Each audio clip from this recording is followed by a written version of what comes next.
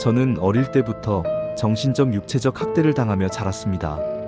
첫 기억은 6살 때였습니다. 엄마에게 우산으로 머리를 맞아 머리가 찢어졌는데 아빠가 알까봐 병원에는 데려가지 않았습니다. 피가 철철 나는 저에게 수건을 밤새 누르고 있으라 했고 다음 날엔 동네 내과에 데려가 마취도 없이 꿰매자고 했습니다. 그 병원엔 어린이용 마취약이 없었거든요. 엄마는 알코올 중독이 있었고 술만 마시면 자는 저를 깨워 괴롭히곤 했습니다. 친구들 앞에서도 폭력은 멈추지 않았습니다. 빼빼로데이에 열심히 만든 빼빼로도 동생이 달라 하자 저는 이미 많은 양을 주었고 남은 것은 학교 과제 때문에 안 된다고 했는데 엄마는 그 자리에서 정성스레 만든 제 빼빼로를 창밖으로 던져버렸습니다. 급식비, 학급비, 수학여행비, 옷 아무것도 주지 않았습니다. 저는 학교에서 10원짜리 단벌 신사라는 별명까지 얻었습니다. 그럼에도 공부는 포기하지 않았습니다. 중학교 때는 제과점, 고등학교 때는 편의점에서 아르바이트를 하며 살아냈습니다. 하지만 집안은 경찰서에도 유명했습니다. 저에 대한 폭력과 욕이 섞인 고성 때문에 경찰이 혀를 찰 정도였습니다. 저는 대통령께 살려주세요라는 편지를 써본 적도 있습니다. 엄마의 돈 벌어야 한다는 말에 실업계로 진학해 대기업에 취업했지만 집에 보내야 하는 터무니없는 돈과 직장 내 텃세로 결국 퇴사했습니다. 다시 집으로 돌아갔을 때 엄마는 제 짐과 유일한 꿈이던 기타를 창밖으로 던지며 나가 죽어라 했습니다. 결국 경찰이 오고 저는 챙길 수 있는 짐만 들고 찜질방에서 며칠을 버텼습니다. 20살 도망치듯 집을 떠나 당시 남자친구와 함께 살게 되었고 그렇게 아이가 생겼습니다. 하지만 사랑을 받아보지 못한 탓인지 남자 보는 눈이 없었습니다. 임신 기간 내내 혼자 일하며 번 돈으로 생활했고 남편은 하루도 제대로 일하지 않았습니다. 결국 아이 돌잔치 이후 이혼했습니다. 그로부터 얼마 후 아이가 한겨울에 내복만 입혀진 채로 양말도 안 신은 채 아빠 패딩 속에 안겨 제 직장으로 왔습니다.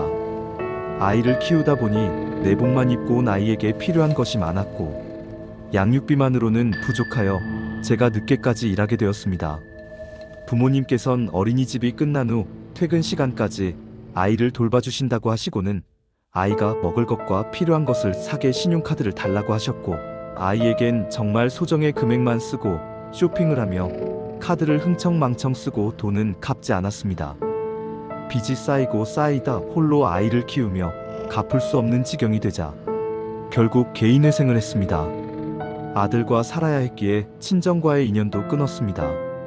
25살에 회생을 시작하게 되었으며 그 사이 양육비가 아까웠던 전남편의 양육권 싸움에서 지게 되어 아이는 아픔으로 갔습니다.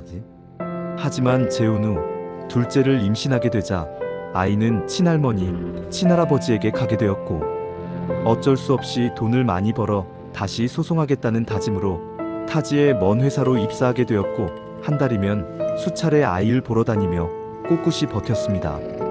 그러던 어느 날 행정복지센터를 통해 엄마가 연락해 왔습니다. 아빠가 돌아가셨고 빚만 남았다며 상속 포기를 요구했습니다. 저는 주저없이 포기하겠다고 했습니다. 그러자 엄마는 충격적인 말을 했습니다. 넌 사실 우리 딸이 아니다. 모병원에서 출산을 한 미혼모가 버린 아기를 데려왔다. 그렇게 저는 한순간 가족까지 잃었습니다. 돈도 잃고 아이도 잃고 가족도 잃고 모든 걸 잃고 힘들게 살아가고 있던 도중 성희롱과 성폭행, 사기 피해까지 입자 큰 충격으로 집 밖에 나가지 못했습니다. 편의점도 못 갈 만큼 은둔형 외톨이가 되었습니다. 몸과 마음이 병들어 기초생활수급자가 되었고 대한법률공단의 도움으로 호적을 정리하기 시작했습니다. 엄마로서 일어나야 한다는 생각 하나로 버텼지만 저 같은 사례가 처음이라 판례도 없었습니다. 소송 과정에서 한 유전자 검사 결과 친모 친부가 아니라는 판정을 받았을 때 이제야 새 출발을 할 수 있을 거라 다짐했습니다. 판결문을 들고 구청에 가서 신고한 후 돌아올 때 너무나 행복했습니다.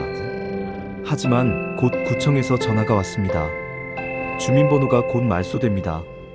기초생활수급자도 박탈됩니다. 그 순간 제 유일한 수입이 끊어졌습니다. 아이와 함께하던 여름방학 기간 중이었습니다. 원래 돌아가야 할 날짜보다 훨씬 빨리 아이를 보낼 수밖에 없었습니다. 수중에 가진 돈이 없었기 때문입니다. 공과금은 밀리고 빚은 6천만 원까지 불어났습니다. 아이 아빠도 재혼 후 다시 이혼했고 제 아들은 친할머니 친할아버지 집에서 다해지고 다 떨어진 옷을 입고 지냅니다. 찢어진 옷보다는 나을 것 같아 테무에서 옷을 사서 보내주었습니다. 주민번호 말소로 의료보험이 없이 병원에 가야 되자 돈이 없는 저로서는 혈변과 끝없는 복통에도 눈물 흘리고 이악 물고 참아야만 했습니다. 다행히 최근 사회보장번호가 생겨 수급비를 다시 받을 수 있게 되었고 의료보험도 살아나 대학병원을 다니고 있습니다. 그 사이 건강이 많이 상해 있었습니다. 하지만 성본 창설과 가족관계 등록부 창설을 마치면 다시 성이 바뀌고 그렇게 되면 기초생활수급자 신청을 다시 해야 한다고 합니다. 그럼 그 심사기간 동안 어떻게 살아야 할지 막막합니다. 이미 사회보장번호가 나오기 전 수급비를 받지 못해 연체한 공과금과 월세를 못 내고 있기 때문입니다. 하지만 구청 직원들도 어떻게 되는지 알아보고 있다고만 할 뿐 확실한 게 하나도 없습니다. 이런 경우가 처음이라고만 합니다. 몸이 아파 병원에 가도 주민번호와 너무나도 다른 사회보장번호 때문에 이상한 사람 취급을 받고 매번 이유를 설명해야 합니다. 저는 어른이지만 처음부터 어른은 아니었습니다. 아이일 때도 어른일 때도 어른들 중 단 한 명도 저를 도와준 적이 없었습니다. 요즘도 집에서 은둔형으로 지내며 극심한 불안장애, 우울증, 대인 기피증, 불면증을 앓고 있습니다. 원래는 강아지 유튜브를 하고 싶었습니다. 집에서 할 수 있는 일이 그것뿐인 것 같았거든요. 천천히 부지런히 하면 우리 아들 다해진 가방과 옷, 용돈, 자전거 등등 앞으로 필요한 하나하나 채워줄 수 있을 줄 알았습니다. 하지만 이제는 어떻게 살아야 할지 막막합니다. 저 같은 사람들은 어떻게 다시 일어날 수 있을까요?